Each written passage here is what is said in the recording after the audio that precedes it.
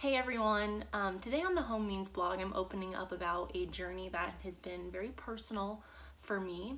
One of the reasons I wanted to share this story with all of you is because I've often felt alone, on top of embarrassed, ugly, self-conscious, and the more I started to talk to people around me, I started to realize there were other people going through this same exact thing, feeling the same way as I was, thinking that no one else out there, especially at this age, is going through what I'm going through. And so I thought that this would be the perfect way to kind of let other people out there that are feeling that way know you're not alone and there is an answer out there. Since I was about 11 years old, I have suffered from pretty severe acne. Every day I put on a full face of makeup.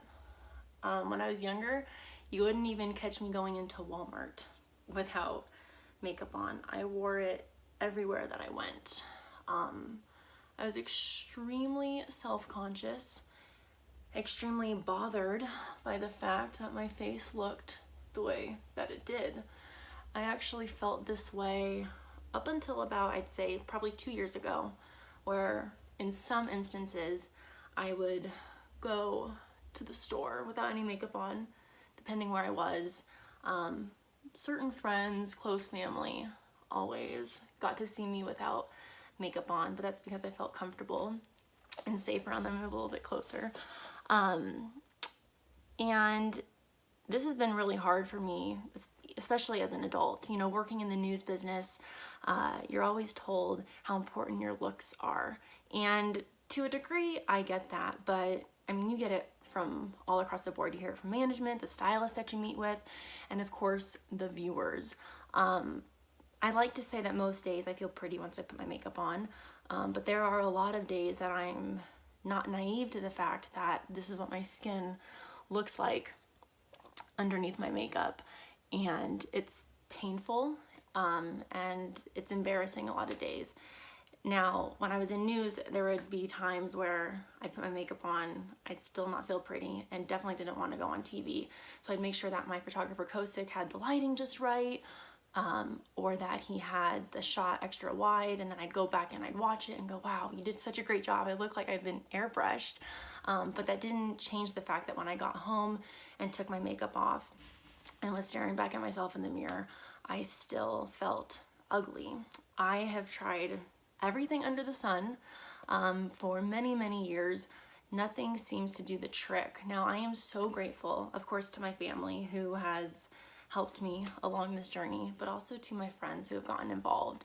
My friend Madison first got involved. She started selling Roden & Fields, and I tried their line, and everyone's skin is different and it reacts to products differently, and so I wasn't quite seeing the results that I had wanted. And I spoke to another friend, Von Galen, who also sells Roden & Fields products, but she's also an esthetician, and she said maybe your skin is just a little too dry.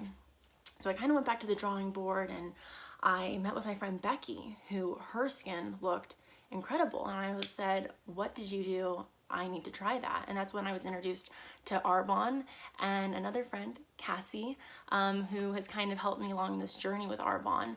Now, once you go into the actual blog post, you are going to see some photos. They're taken 2 weeks apart. It's when I had started using Arbonne at first. I really started to notice a difference. The breakout stopped, the scarring started to go away, but then I'd have another breakout, and I just couldn't seem to get it under control.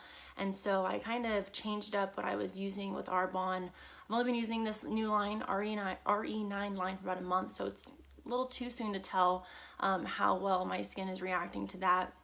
But I will say that I'm really glad that I've switched over to the Arbonne makeup because it's natural and the coverage is amazing. People normally, I don't know if they're just being nice or not, but they say that they can't tell how bad my skin is until I actually say something. I'm happy with the coverage I get, covering up all of these red marks. However, as you can see, my skin still isn't where I want it to be. And so Kai actually told me about a treatment that I am going to be starting in February, early February. I'm not sharing exactly what it is yet, but we're going to be documenting this entire process from my first consultation appointment to all the follow-up appointments and the treatments.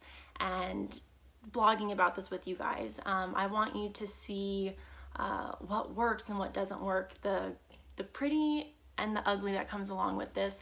And most importantly, if you're experiencing this too, I want you to know that you are not alone and that the answer is out there, and not to give up.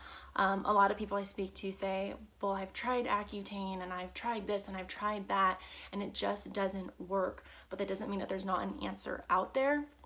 I'm hopeful that I'm going to get all of this under control here pretty soon, and I'm hopeful for you as well. So I hope that you continue to join in this journey and follow along, and I hope that it brings some answers for you as well.